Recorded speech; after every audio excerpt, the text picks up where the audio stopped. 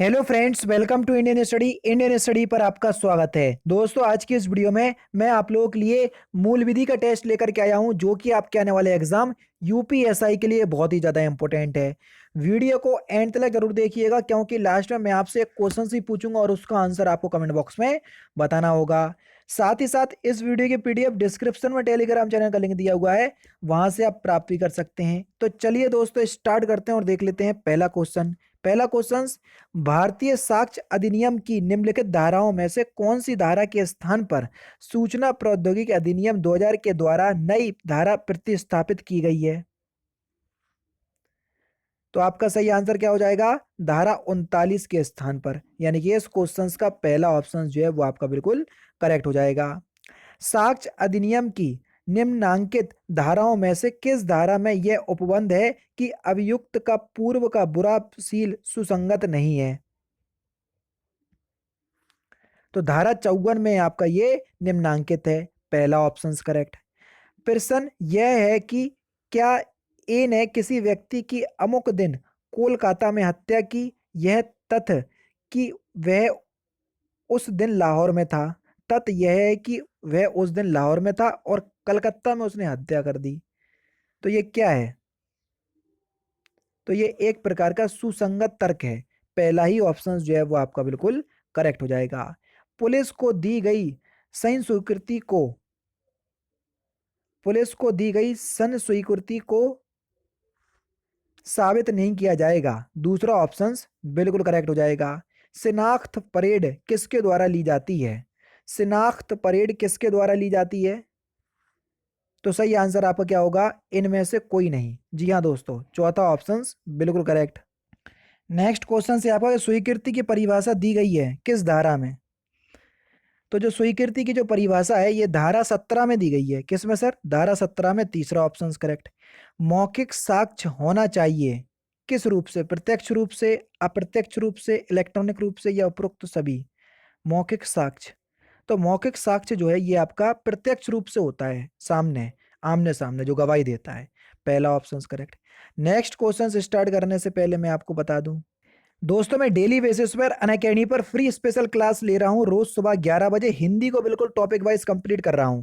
मैं आपसे इतना ही बोलूंगा कि हिंदी को इतने अच्छे तरीके से कंप्लीट कर रहा हूं कि आपका कोई भी एग्जाम जिसमें हिंदी आती हो, सभी एग्जाम कवर हो रहे हैं। मैं अपने मुंह से अपनी बड़ाई नहीं कर सकता, इसलिए मैं आपसे इतना ही विनती कर सकता हूं कि एक बार क्लास में आ जाओ मेरे कहने से, केवल एक बार। क्लास अच्छी नहीं लगे तो जितना हो सके उतना डिसलाइक करना और अपने दोस्तों से भी डिसलाइक करवा देना। लेकिन अगर एक बार आ गए ना, तो जो पढ़ा रहा हूँ बिल्कुल 100% समझ में आएगा। एक बार क्लास में आओ, डिस्क्रिप्शन में लिंक दे दे रहा हूँ मैं। क्लास तक कैसे पहुंचना है वो मैं आपको बता दे रहा हूँ पूरा ट्यूटोरियल के माध्यम से, और आप क्लास तक पहुंच जाओगे। अब देखते हैं नेक्स्ट क्वेश्चन। आप लोगों को सबसे ज़्यादा दिक्कत हो रही है मेरी स्पेशल क्लास लेने पे, जो रोज़ सुबह 11 बजे चलती है। आप जैसे ही अनअकैडमी पर अपना अकाउंट बनाएंगे तो आपके सामने ये विंडो खुल करके आएगी, तो आपको UP triple S C search करना है। यूपी ट्रिपल एस सी या स्टेट पीसीएस में आपको ये यूपी ट्रिपल एस सी देखने को मिल जाएगा। तो हमने ये देखो, ये मिल गया यूपी ट्रिपल एस सी, तो हमने इसको सिलेक्ट किया। सिलेक्ट करने के बाद हमने हिंदी को जो है वो सिलेक्ट कर लिया, हमको हिंदी मीडियम से पढ़ना है। आगे की जो आपकी प्रोसेसिंग है वो यहाँ पर हो जाएगी और आपको यहाँ पर यूपी ट्रिपल एस सी लिख करके आ जाएगा। देखो ये लिख करके आ गया यूपी ट्रिपल एस सी। अब UP triple S C category में आपको कुछ नहीं करना, आपको जाना है ये सर्च पे और यहाँ पर आपको मेरा नाम सर्च करना है। मेरा नाम है तारिक सरवर, TARIQ, तारिक सरवर, ये मेरा नाम है। तो देखो मैं आपको वहां पर दिख जाऊंगा, ये दिख गया मैं, ठीक है। यहाँ पर जैसे ही आप करोगे तो आपके सामने, इसको आप क्लिक करोगे तो मेरी सारी क्लासेस आपके सामने आ जाएंगी, जो आगामी क्लास होंगी वो भी आ जाएंगी। देखो ये सारी क्लासेस आ गई। अभी हाल ही में क्लास लेकर के हटा हूँ 37 मिनट पहले। तो आपको मेरी क्लास देखना है, सपोज करो यही वाली क्लास देखना है, तो मैंने क्लिक किया। तो अब क्या करना पड़ेगा सर? आपको क्लास अनलॉक करना पड़ेगी। जैसे ही मैंने आपको क्लास में किया तो अनलॉक कोड आपको मांगा है। तो अनलॉक कोड है आपका इंडियन स्टडी, जो कि हमारे चैनल का नाम है इंडियन स्टडी, कहीं भी कोई भी स्पेस नहीं है ये है। और इसको हमने अनलॉक कर दिया। अब आपके सामने क्लास अनलॉक हो गई। आराम से आप क्लास का लुफ्त उठाइए और डेली बेसिस पे आपके पास नोटिफिकेशन भी पहुंच जाया करेगी। अब आपको समझ में अभी आ गया होगा सब कुछ, ठीक है। अब मिलते हैं, जैसे भी आपकी क्लास होगी आप उस तरीके से देख लीजिएगा, जैसा कि मैंने आपको बताया है। नेक्स्ट क्वेश्चन से आपका कि दस्तावेज की अंतर वस्तु साबित की जा सकती है।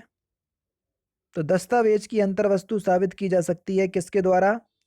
प्राथमिक साक्ष्य अथवा द्वितीयक साक्ष्य के द्वारा। तीसरा ऑप्शन करेक्ट। लोक दस्तावेज क्या होता है? प्रभुता संपन्न अधिकारी के कार्य अथवा कार्यों का अभिलेख बिल्कुल होता है। शासकीय निकायों अथवा अधिकरणों के कार्यों का अभिलेख बिल्कुल है।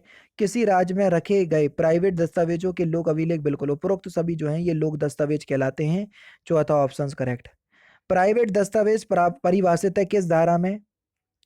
तो प्राइवेट दस्तावेज किस भाषा में किस धारा में परिभाषित है? धारा 75 में। चौथा ऑप्शन करेक्ट। कितने वर्ष पुराने दस्तावेज के बारे में उपधारणा की जाएगी? कितने वर्ष पुराने? तो सही आंसर हो जाएगा आपका 30 वर्ष पुराने। चौथा ऑप्शन करेक्ट। किसी अपराध को सिद्ध करने का भार निम्नलिखित में से किस पर होता है? तो किसी अपराध को सिद्ध करने का जो भार है ये अभियोजन पक्ष पर होता है। पहला ऑप्शन करेक्ट। साक्ष्य अधिनियम में विबंध से संबंधित उपबंध दिया गया है किस धारा में? धारा 115 में दिया गया है सर। पहला ऑप्शन करेक्ट। साक्ष्य देने के लिए सक्षम है कौन? तो साक्ष्य देने के लिए वयस्क, अवयस्क, अतिवृद्ध ये सभी सक्षम है। चौथा ऑप्शन करेक्ट। पागल व्यक्ति साक्ष्य देने को केवल तभी अक्षम माना जाएगा जब प्रश्न को समझने से या युक्ति युक्त उत्तर देने से निवारित हो। तीसरा ऑप्शन बिल्कुल करेक्ट। मूक साक्षी का साक्ष्य माना जाएगा, तो मूक साक्षी का साक्ष्य मौखिक माना जाएगा। चौथा ऑप्शन करेक्ट। मूक साक्षी अपना साक्ष्य किस प्रकार दे सकेगा? संकेतों द्वारा लिखकर, जिस प्रकार बोधगम्य बना सके। ये तीनों ही प्रकार से अपना साक्ष्य दे सकता है मूक साक्षी। और ये सारे आपके जो कंडीशन कहलाएंगी इनको ही हम मौखिक बोलेंगे। समझ रहे? संकेतों द्वारा लिखकर, जिस प्रकार बोधगम्य बना सके। तो ये इस कंडीशन से मूक साक्षी जो बोल नहीं पाता है वो साक्ष्य दे सकता है, लेकिन उसको हम मौखिक की श्रेणी में रखेंगे जो ऊपर वाले क्वेश्चन में था। से अपराधी का साक्ष्य बताया गया है किस धारा में? तो ये धारा 133 में बताया गया है। तीसरा ऑप्शन करेक्ट। निम्नलिखित में से कौन सह अपराधी है? तो एक वेश्या एक सह अपराधी है। पहला ही ऑप्शन करेक्ट। किसी मामले में किसी तथ्य को साबित करने के लिए कम से कम कितने साक्ष्यों की आवश्यकता होती है? तो कम से कम 5 साक्ष्यों की आवश्यकता होती है। तीसरा ऑप्शन करेक्ट। खा को 1,000 रुपये या 1,500 रुपये में एक घोड़ा बेचने का करार करता है। खा जो है वो का को 1,000 रुपये या 1,500 में एक घोड़ा बेचने का करार करता है जो लिखित है। ठीक है। दर्शित करने के लिए कौन सा मूल्य दिया जाना चाहिए? साक्ष्य नहीं दिया जा सकता क्योंकि प्रत्यक्ष संगीतता है, यानी कि दूसरा ऑप्शन यहाँ पर आपका बिल्कुल करेक्ट हो जाएगा। Next question. खा द्वारा किए गए मृत्युकालिक कथन को का साबित करना चाहता है? का को खा की मृत्यु को साबित करना पड़ेगा। पहला ही ऑप्शन जो है वो आपका बिल्कुल करेक्ट हो जाएगा। यह साबित करने का भार कि अभियुक्त का मामला अपवादों के अंतर्गत आता है कहां पर बताया गया है? ये धारा 105 में बताया गया है। तीसरा ऑप्शन करेक्ट। Next question. हत्या का अभियुक्त अभिकथित करता है कि वह चित्त विकृति के कारण उस कार्य की प्रकृति को नहीं जानता था। सबूत का भार किस पर होगा या किस पर किया जाएगा?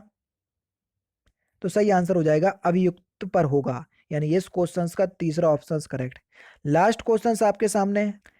पागलपन को सिद्ध करने का भार होता है किस पर? अभियोजन पर, अभियुक्त पर, माता पिता पर या अभियुक्त के डॉक्टर पर? तो इस क्वेश्चन का आंसर आप मुझे कमेंट बॉक्स में बताएंगे कि पागलपन को सिद्ध करने का भार किस पर होता है। तो दोस्तों ये थे आपके 25 मूल विधि के इंपॉर्टेंट क्वेश्चंस जो कि मैंने आज की इस वीडियो में आपको कंप्लीट करवा दिए। वीडियो अगर आपको अच्छी लगी हो तो प्लीज़ दोस्तों वीडियो को लाइक और शेयर जरूर कर दीजिएगा।